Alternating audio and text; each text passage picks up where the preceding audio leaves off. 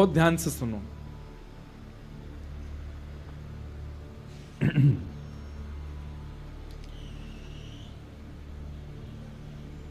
एक मुस्लिम शासक राजा था वहां पर। तो आप दोनों ने, आपके पिताजी ने इतना पढ़ा लिखा करके विद्वान किया दोनों को कि आप भविष्य कथन करते थे। एक राजा को इन्होंने कह दिया कि तुम भविष्य में चल करके बादशाह बनोगे। तो उस व्यक्ति ने इनसे कहा कि अगर मैं बादशाह बन गया तो अपना प्रधानमंत्री आपको बनाऊंगा। और बात सत्य हुई। कुछ समय बाद वो व्यक्ति बादशाह बन गया। तो उसने रूप सनातन गोस्वामी जी को मंत्री पद दिया, अपने यहां अलग अलग पद दिए। उससे हमारा प्रयोजन नहीं। पर रूप सनातन गोस्वामी इतने वैभवशाली थे, आपके पास में ऐसा कुछ भी नहीं है संसार में जो नहीं था। धन संपत्ति परिवार सबसे संपन्न थे। बस एक दिन की बात, 2 कारणों से आप वृंदावन चले गए। और वो 2 कारण कौन से हैं? पहला कारण, एक बार आप लोग दोनों हिसाब किताब कर रहे थे। तो हिसाब किताब करने में इतना समय लगा, कुछ हिसाब बैठ नहीं रहा था।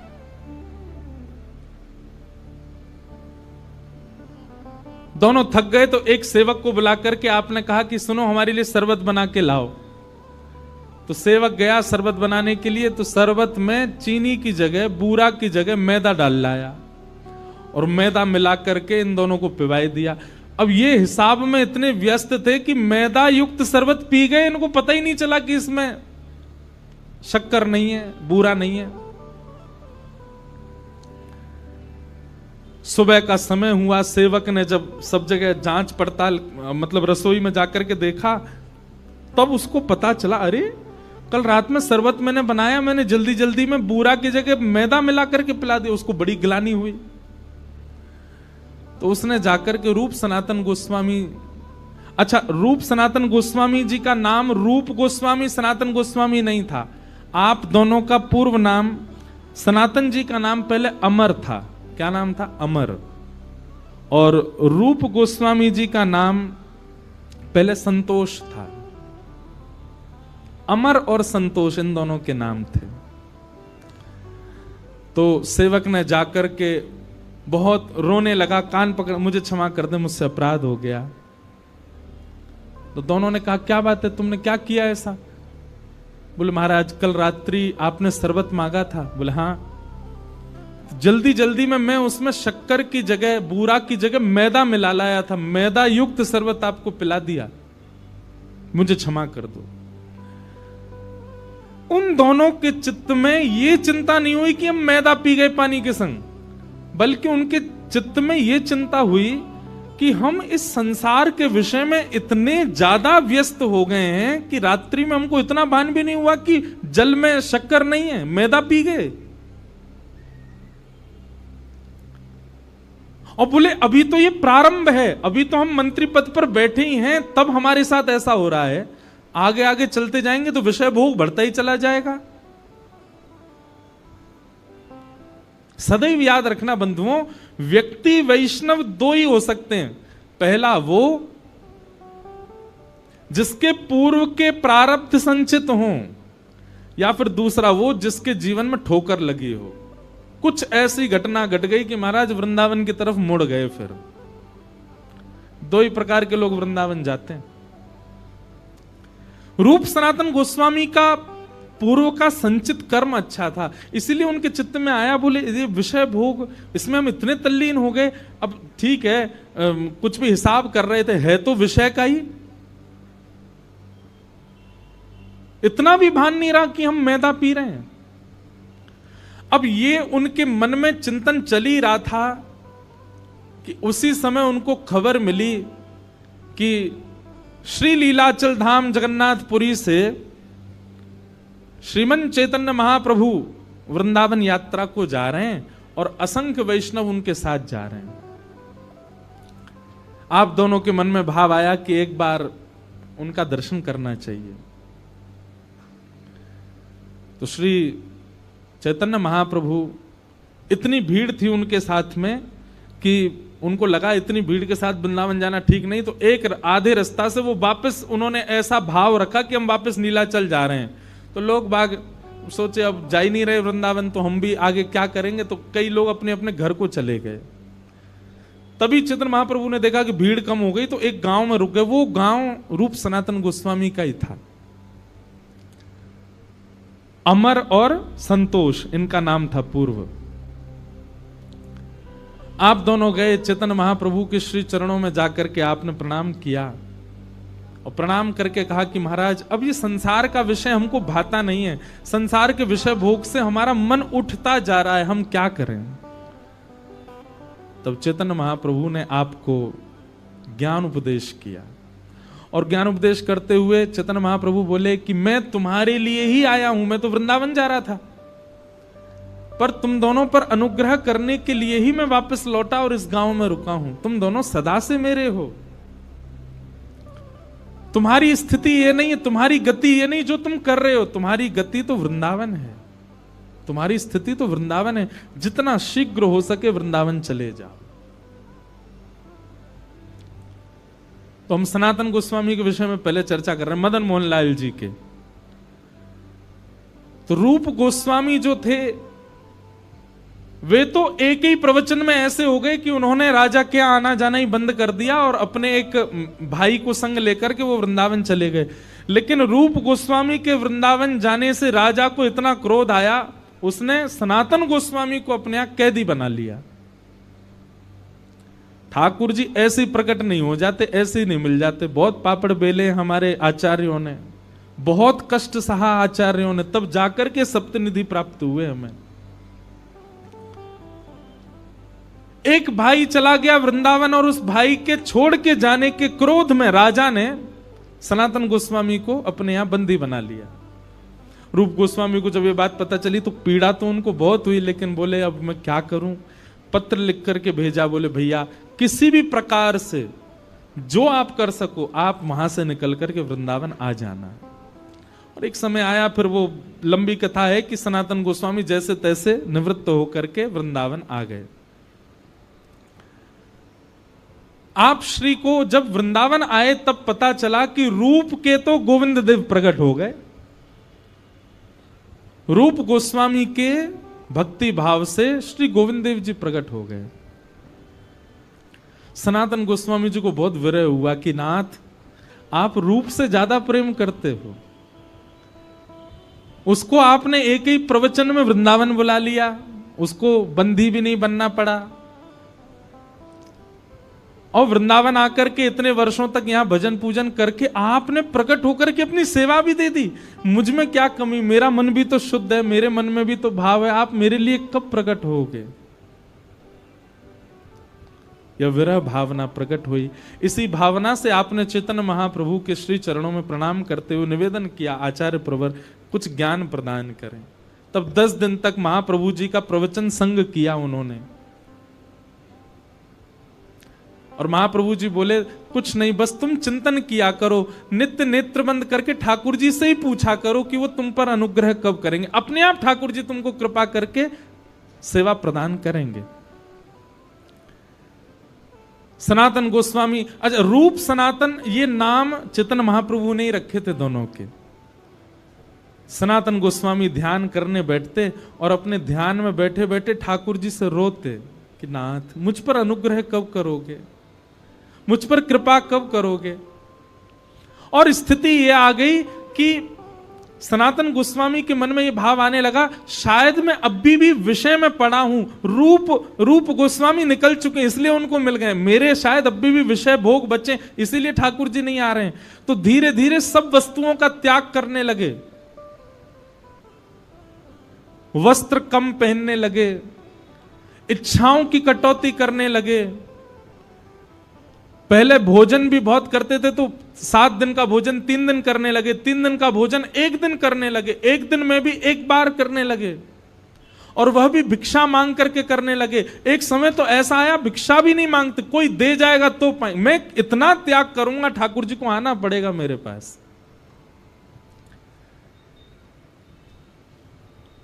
इतना त्याग किया, इतना त्याग किया। सनातन गोस्वामी के उस भाव से ठाकुर जी रीझ गए। एक दिन सनातन गोस्वामी बैठ करके भजन कर रहे थे, तभी देखते हैं कि आपके मनोभाव में त्रिभंग ललित श्याम सुंदर प्रकट हो गए। और जैसे प्रकट हुए आपने दौड़ करके चरण पकड़े, अभी मन में ही चिंतन कर रहे हैं, दौड़ करके चरण पकड़ लिए और पकड़ करके कहा, नाथ मुझे कब मिलोगे आप, मुझे कब दर्शन दोगे आप। तब ठाकुर जी बोले, आपके भाव से मैं बहुत प्रसन्न हूं, मैं बस प्रतीक्षा कर रहा था आपके भाव सुंदर होने के। आप मथुरा जाओ और मथुरा में परशुराम चतुर्वेदी नाम के एक ब्राह्मण हैं, उनके घर में मैं विराज रहा हूं, वहीं से मुझको लेकर के आओ। सनातन गोस्वामी जी तुरंत मथुरा पहुंच गए और मथुरा में जाकर के अब ऐसे कैसे मांग लाएं ठाकुर जी को, तो योजना बनाई, क्या करें। बोले भिक्षा के बहाने जाते हैं। पहले पूछा सनातन, ये परशुराम कहाँ रहते हैं। जब उनका घर मिल गया तो रोज भिक्षा मांगने जाते और भिक्षा मांग करके उनके यहाँ जैसे भिक्षा मांगने जाते, कपाट खुलते, गेट खोल करके जैसे भिक्षा देने आते, सोई मदन मोहन जी सामने बैठे रहते और उन्हीं को ही निहारते रहते। कितने सुंदर, कितने प्यारे।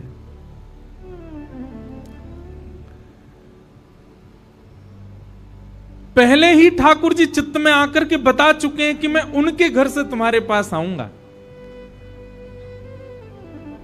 सनातन गोस्वामी की स्थिति कभी विचार करो बंधुओं, वे अपने हृदय के ठाकुर को दूर से निहारते हैं, पर ऐसे मांग के ले जा नहीं सकते। किसी के ठाकुर को कैसे मांगोगे। आकर के रुदन करते और ठाकुर जी से प्रार्थना करते, आप ही कुछ करो ना, मैं कैसे मांग के लाऊं आपको। भगवान बोले स्वप्न में आकर के, बोले कल जब वो मैया भिक्षा देने आएगी तो उससे थोड़ा संवाद करना। क्या संवाद करूं। बोले बस मेरी सेवा का भाव पूछना, उसी से ही कोई योजना बनेगी। तो सनातन गोस्वामी दूसरे दिन गए, भिक्षा मांगने लगे तो मैया, एक बूढ़ी मैया आती थी भिक्षा देने। जैसे भिक्षा देने लगी तो सनातन गोस्वामी बोले, मैया इनकी सेवा कैसी है, कैसी सेवा करती हो, आनंद आता होगा खूब। मैया अपना सिर पकड़े, बोले बाबा दूर ते ही देख लो, ये दूर ते ही प्यारो लगे, जाके घर में आ जाए, जाके चित्त में आ जाए, जाके जीवन में आ जाए, बाको सब कुछ लुटवाए दे। मेरो इतनो बड़ो घर, मेरो इतनो बड़ो परिवार सब छुड़वाए दियो जाने। मेरो परिवार बिखर गयो, मेरे बालक बिखर गए, सब मुंह से दूर रहते चले गए। और सुनो बाबा, मेरो तो सब लुटवाए दियो, अपने सबरे खजाने भर लिए जाने। अपनी पोशाक, अपनो श्रृंगार, अपनो मुकुट, अपनो ही सिंहासन, सब अपनो ही भरतो चलो गो है। बाबा दूर ते देख लियो या लेवे को मत बनाइयो, सब लुटवाए देखो। सनातन गोस्वामी बोले, माँ आप हमारी ओर जरा दृष्टि डाल के देखो, हमारे पास कुछ लगता है आपको। हम पहले ही सब छोड़ चुके हैं, हमारे पास तो केवल एक लंगोटी है बस, इसके अलावा कुछ नहीं है। ये अगर आ भी गए हमारे पास में तो हमारा क्या छुड़वाएंगे, बचा ही नहीं कुछ भी। परिवार हमने छोड़ दिया, भोजन हमने छोड़ दिया, इच्छाएं हमने त्याग दी। अरे एक कुटिया किसी ने बना के दे दी है, नहीं तो मैं तो वृक्ष के नीचे रहता था, घर भी नहीं। और जबकि ये रूप सनातन गोस्वामी बड़े संपन्न परिवार से थे बंगाल में, सब छोड़ छाड़ के आ गए। बोले मैया सब तो छूट गया, अब क्या छुड़वावेंगे ये मेरा। और मैया आप इतनी परेशान हो, आपको बहुत परेशान कर रहे हैं, तो आप इनको मोकू दे दो।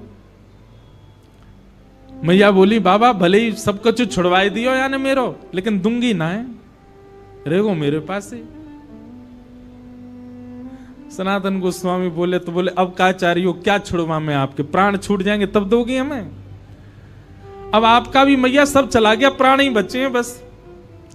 अब सोचो कहीं आपके प्राण चले गए और फिर उसके बाद आपके दूर के रिश्तेदारों ने आकर के विवाद किया, इनके गहना सोना सब चुरा के ले गए, तो आपको वैकुंठ जाकर के बहुत कष्ट होगा मैया कि मैंने इतनी संपत्ति बढ़ाई मदन मोहन जी की, सब मेरे परिवार के लोग लूट ले गए। इससे बढ़िया प्राण जामे वहां से पहले पहले इनको कहीं व्यवस्थित कर जाओ। मैं ना कह रहा हूं मुझे देख के जाओ, पर देख लियो मेरे पास कुछ है नहीं, मैं रख लूंगा इनको। मैया बोली विचार करूंगी। रात्रि में स्वप्न में मैया के स्वप्न में ठाकुर जी आ गए और मैया से आके बोले मैया तू कैसी है? बोले इतने वर्ष है गए मुझ सेवा करते भय, आज तक स्वप्न में आके तुमने यो ना पूछी कैसी है। पति चलोगो, परिवार चलोगो, बालक चले गए, सब संपत्ति चली गई मेरी, कभी नहीं पूछ, अब क्यों पूछवे आए हो? कहा चाहिए सीधे सीधे बताओ। ठाकुर जी बोले मैं यूं कह रहा हूं कि मैंने सब तो ले लियो, अब एक ही चीज तेरे पास बची है, वो लेवे वारो हूं मैं। मतलब ठाकुर जी इनडायरेक्ट वे में कह रहे हैं तेरे प्राण लेवे वारो हूं। और मैया तेरे प्राण चले जाएंगे तो फिर मुंह भोजन कौन कराएगो, मेरी सेवा कौन करेगो? मैया बोली आजकल वो कल परसों एक बाबा आयो, वो आपको मांग रहे हो, वो ऐसी बात कर रहे हो, आप भी स्वप्न में आके ऐसे कहा, बात कहा है मुझे बताओ। बोले मैया तेरे जीवन के केवल 7 दिन बचे हैं, वहां से पहले पहले तू वह बाबा को मुंह दे दे।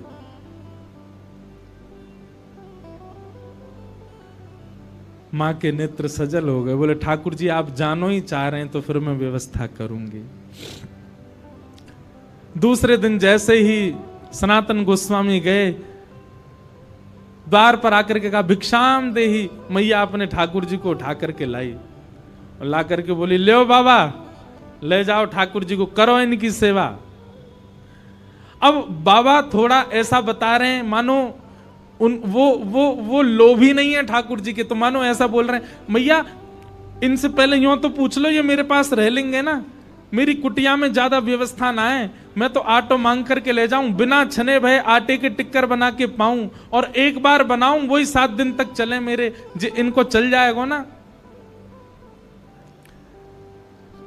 मैया वापस अपने ठाकुर जी को ले गई, भीतर पधरा दी। बोले आज रात में पूछूंगी। स्वप्न में फिर ठाकुर जी आए और स्वप्न में ठाकुर जी तो बोली जय जय, वो बाबा तो एक दिना बनावे, वही एक टिक्कर दी 7 दिना निकाल दे, और आपको तो एक दिना में 8 बार भोजन चाहिए, कैसे जाओगे बाकी यहां?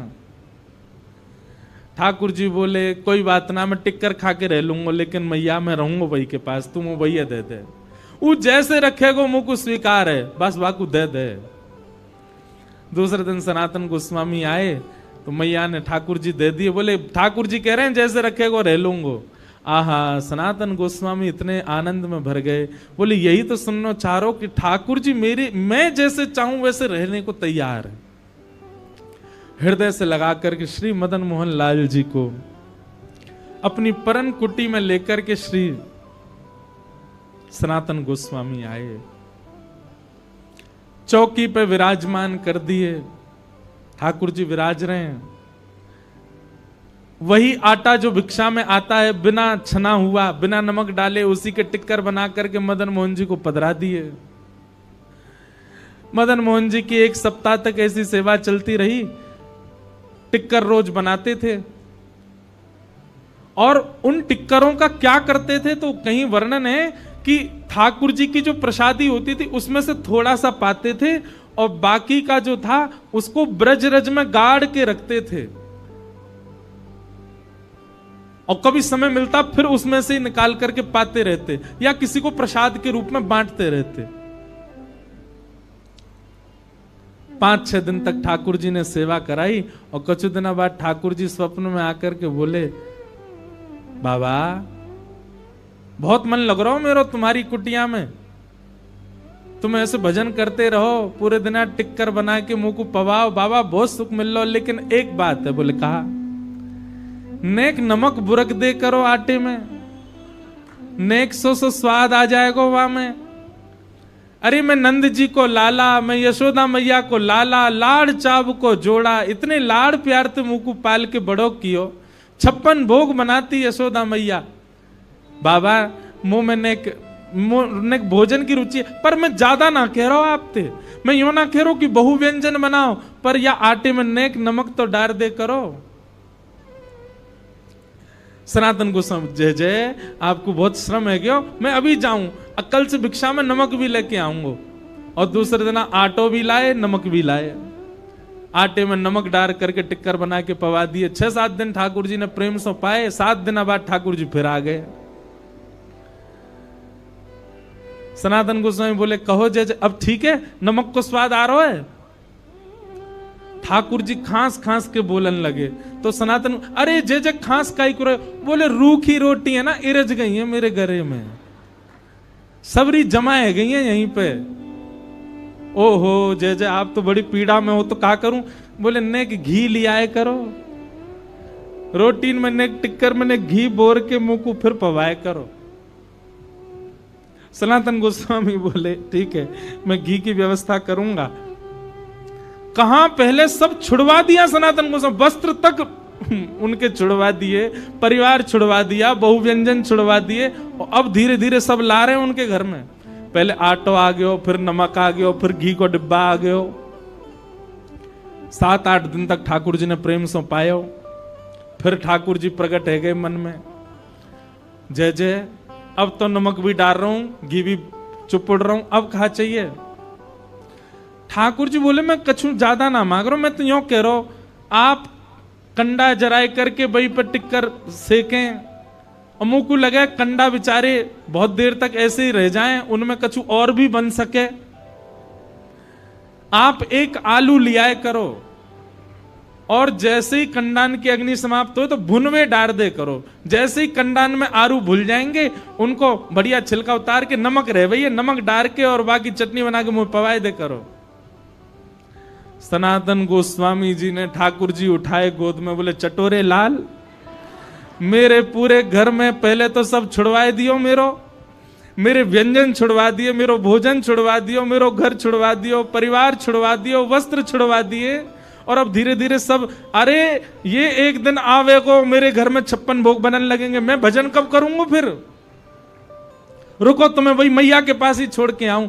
जैसे ही मदन मोहन जी को उठा के ले जाने लगे, प्रत्यक्ष मदन मोहन जी प्रकट हो गए, प्रकट होकर हृदय से लगा लिया, और हृदय से लगा करके बोले, बाबा तू जैसे रहेगो रहूंगो तेरे सिर पे ही, तो छोड़ के ना जाऊंगो।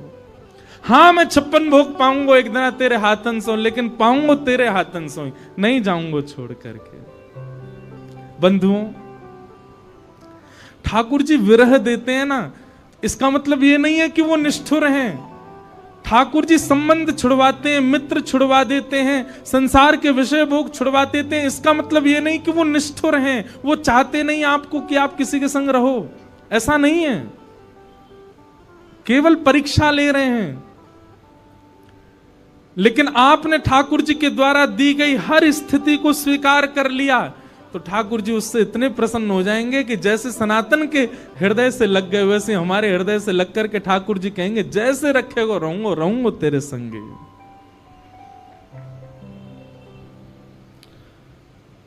ऐसे